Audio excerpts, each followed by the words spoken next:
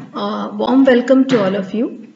This is Dr. Sibi Jose, Associate Professor of Chemistry Department at Technocrats Group of Institution, Bhopal. Welcome you all in this video lecture. Students, basically the lecture is based on water softening method. The subject code is BS 102 and it is from first year unit portion of application of applied science and sustainability analysis in engineering chemistry. Students, as you all know that water is the most important and abundant source of nature, and water contains some kind of soluble and solids effluents inside it due to the directly or indirectly indirect mixing of the impurities in water that makes the water more hard for the general uses. Basically, the water hardness is caused by the presence of some kind of cations and anions in it. Specifically, cations, if we talk about the cations, so calcium and magnesium ions are most important for the hardness of water. Along with the calcium and magnesium, sodium, potassium, manganese, iron and some kind of alkali metals are also present along with the calcium and magnesium salt. Some kind of anions are also responsible for the hardness and alkalinity factor of water. Most probably chloride, sulfates, carbonate and bicarbonates are desirable for increasing the alkalinity factor of water. If we talk about the water softening, so water softening technique is a method to remove all the kinds of hardness present in the water. Hardness is the specific or characteristic property of water which prevents lathering of soap. And hard water consumes lots of soap and wastage of soaps are occurred in hard water. And hardness is basically classified into two categories: temporary based hardness and permanent hardness. Temporary hardness of water is caused by the presence of carbonates and bicarbonates of calcium and magnesium salts, while the permanent hardness is basically caused by the presence of chloride and sulfate salts of calcium and magnesium. Temporary hardness is a simple hardness method, a simple hardness cause which can be easily resolved or removed by a simple boiling process. For example, if the water consumes calcium bicarbonate on the boiling technique, the bicarbonate split up into carbonate and calcium carbonate is insoluble in water. So at the end of the boiling, the calcium carbonate should be precipitate out or settle down at the container at the bottom of the container. Okay, so boiling is an appropriate technique to remove the temporary hardness because temporary hardness is generally caused by the bicarbonate.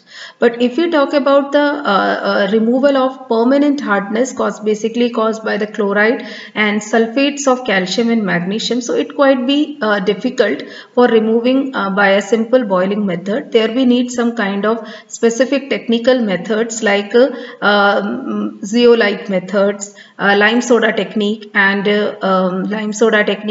ion exchange method. If we move to the water softening technique, firstly I discuss about the zeolite method. Zeolite method is a appropriate technique to specifically utilized for removing the permanent hardness. Zeolite is a naturally or synthetically occurred hydrated sodium aluminosilicate having a general formula Na2O dot Al2O3 dot x mole of SiO2 and y mole of H2O.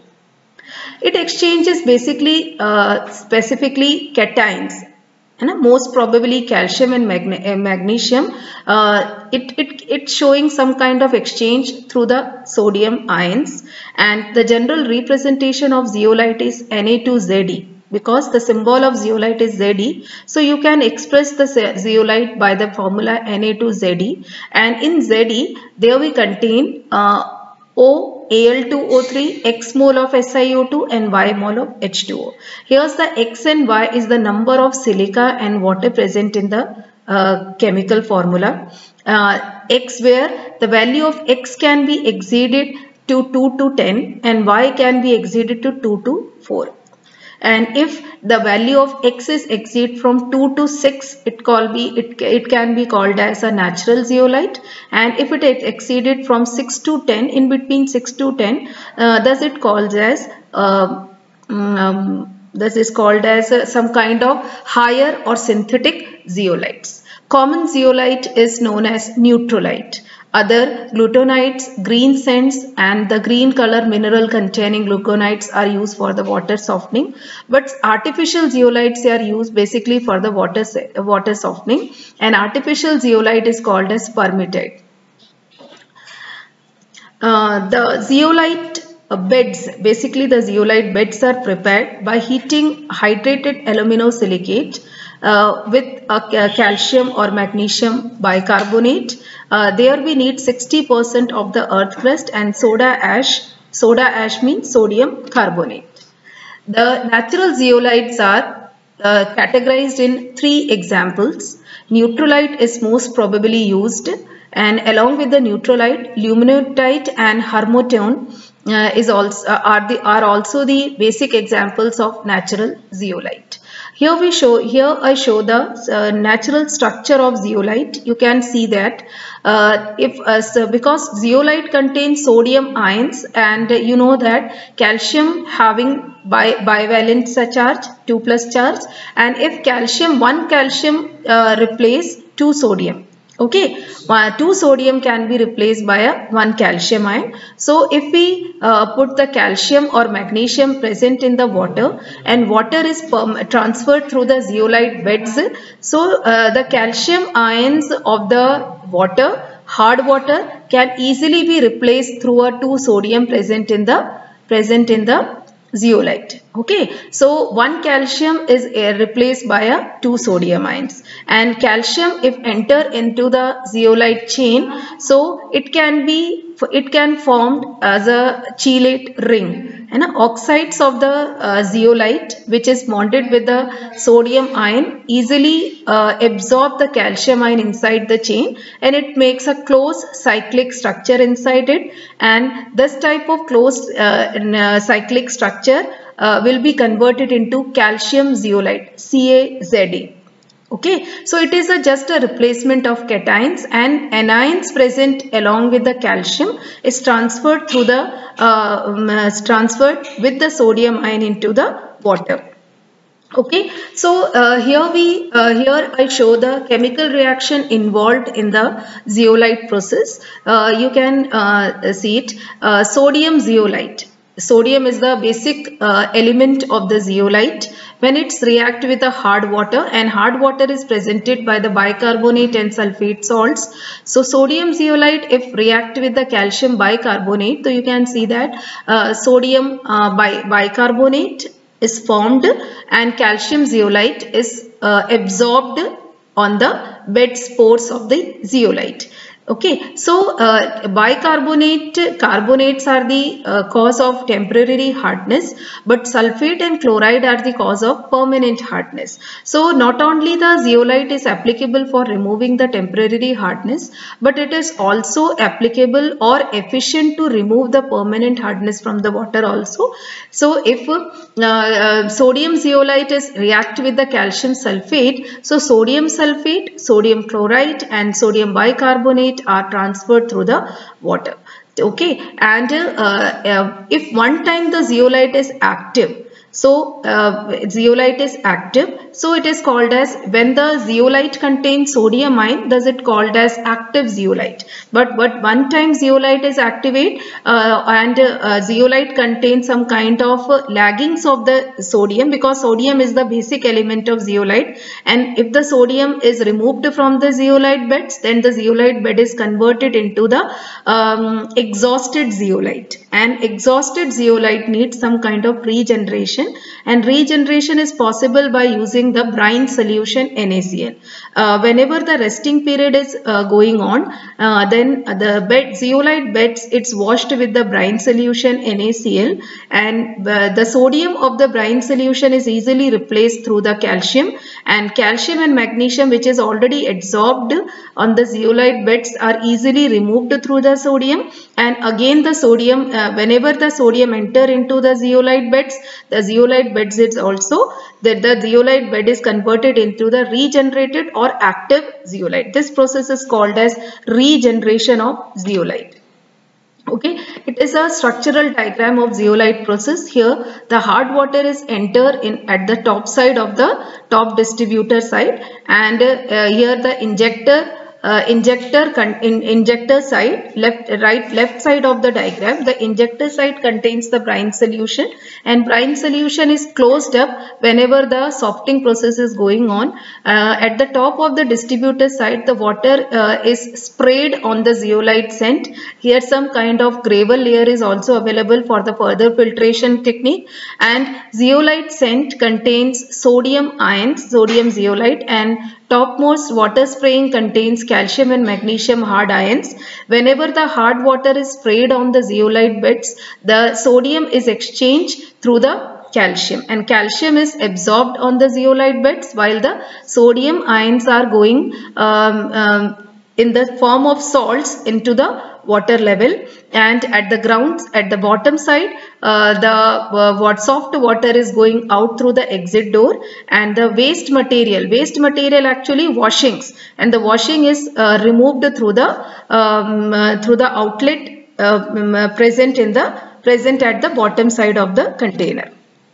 Okay, basically zeolite is a accurate process for softening, and it is much more better than the lime soda process, because in the lime soda process excessive lime is deposited at the bottom of the container, and the removal and exposure of the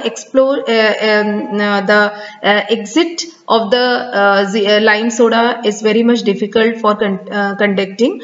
But zeolite containing some kind of advantages that residual hardness of water is about 10 ppm only, and equipment is small and easy to handle, and the time required for the softening of water is small as compared to the lime soda.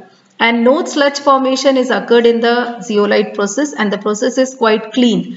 Okay, so and zeolite can be regenerated easily using the brine solution. Any type of hardness can be removed without any modification to the process. But this technique is contains some kind of disadvantages also. Disadvantages means zeolite is only applicable for removal of cations only. Okay, but the anions is still present in the water, and the post effect of the method is that anions if present in the water, so it can create some kind of hardness in further process also during the boiling or during the boiler steam production process. It can be activated during the boiling process, and it can regenerate the hardness in water also. If the water containing some kind of acidic pH, so acidic pH cannot be, if greater acidic pH is present in the water, then this method could be failed. Okay, and along with the zeolite process, ion exchange process is also an important process.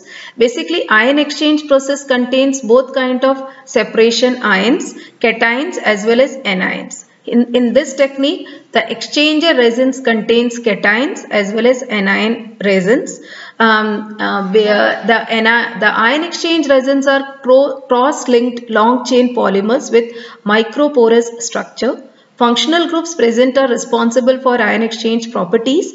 Basically, the cation exchanger resins may contain carboxylic and sulfates ions, which are responsible for exchange the H+ ions of the cations.